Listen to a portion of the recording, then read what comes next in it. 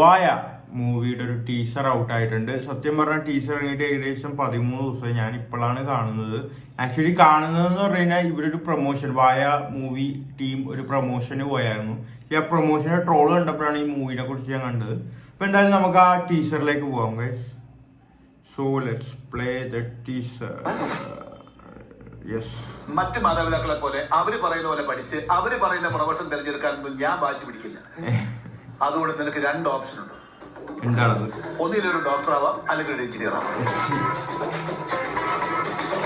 ലോകത്ത് 3 തരം കുട്ടികളാണ്. മനസ്സിൽ ആഗ്രഹിച്ച പോലെ ഉറച്ച തീരുമാനത്തോടെ പഠിച്ച ജീവിത വിജയം നേടുന്നത്. എനിക്ക് എഞ്ചിനീയർ ആവണം, പക്ഷെ എനിക്ക് എഞ്ചിനീയർ ആയാൽ പറ്റും. അച്ഛനമ്മമാരുടെ ആഗ്രഹത്തിനൊത്ത് പഠിച്ച് ജോലി ചെയ്ത് ജീവിക്കുന്നവർ.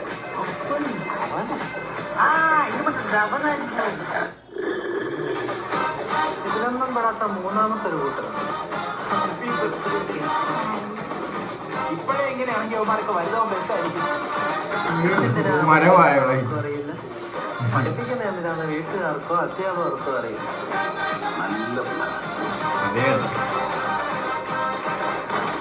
ഇതങ്ങനെയുള്ളവരുടെ കഥ.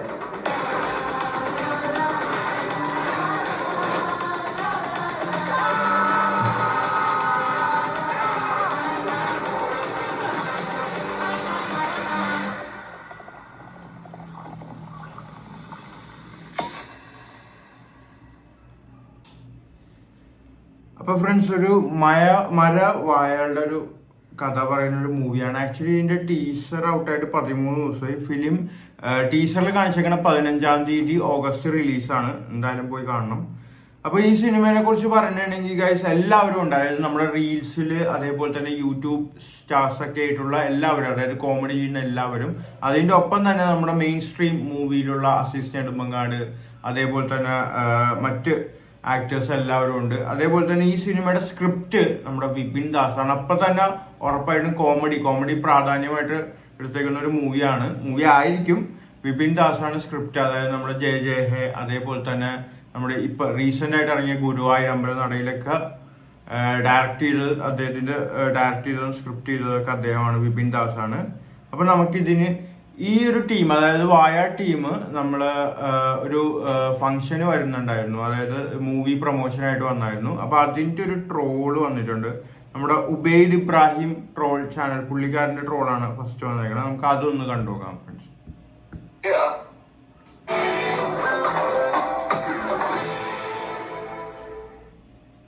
നാളെ നമുക്ക് എവിടെയെന്ന് പറയുന്ന അറിയാമോ? സുന്ദരികളായ പെൺകുട്ടികൾ മാത്രം പഠിക്കുന്ന എറണാകുളം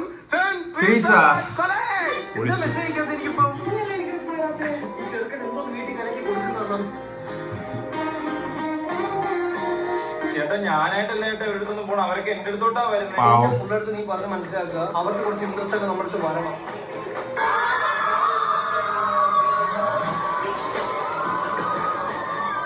അവസ്ഥ മതി. അപ്പൊ ഉറപ്പിച്ച് ചീഫ് ഗസ്റ്റ് മണവാളൻ വസി.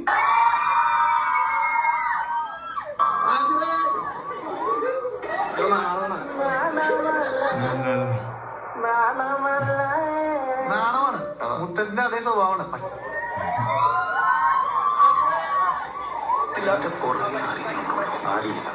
എവിടെ നോക്കിയാലും ആരാധകർ മാത്രം.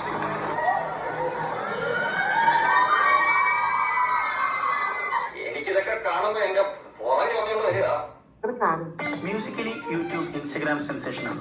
കണ്ടന്റ് ഇട്ടപ്പോ വൈറലാണ് എന്ന് വെച്ചാൽ അതിന്റെ അഹംഭാവം ആളൊരു ആളാണ്. അതെ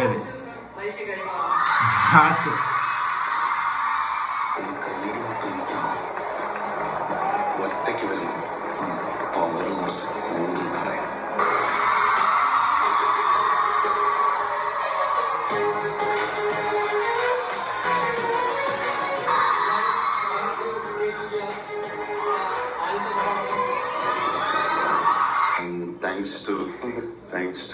Thanks God. Thank you.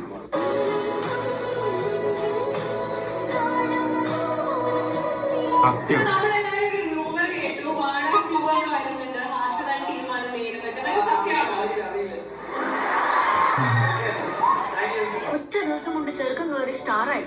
എങ്ങനെ സ്റ്റാർ ആവാതിരിക്കടി? He's hot, handsome and smart.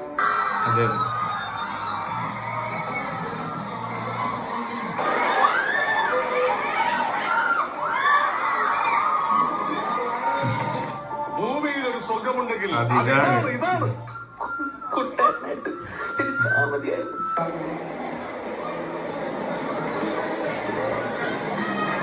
ആൾ നേരത്തെ കൈ കൊണ്ട് ഇങ്ങനെ കാണിച്ചല്ലോ അത് എന്തെന്നാ അതൊക്കെ ക്യാമറയുടെ ട്രിക്കാണ്.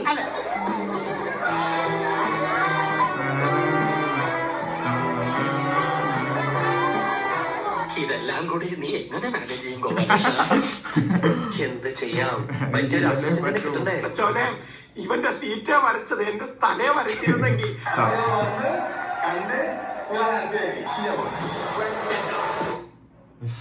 അപ്പൊ അതാണ്. അപ്പൊ നമ്മുടെ ആഷിറാണ് അതിന്റെ താരം, വേറൊന്നുമല്ല. നമ്മൾ ആഷിർ റിയൽ ലൈഫിൽ ഒരു എന്താ പറയുക ഒരു ഇന്റർവേർട്ട് ആയിട്ടുള്ള ഒരു വ്യക്തിയും, എന്നാൽ റിയൽ ലൈഫ് പുള്ളിയുടെ എന്ന് പറഞ്ഞ മാസാണ്. അപ്പോൾ യെസ്, അത്രേ ഉള്ളൂ.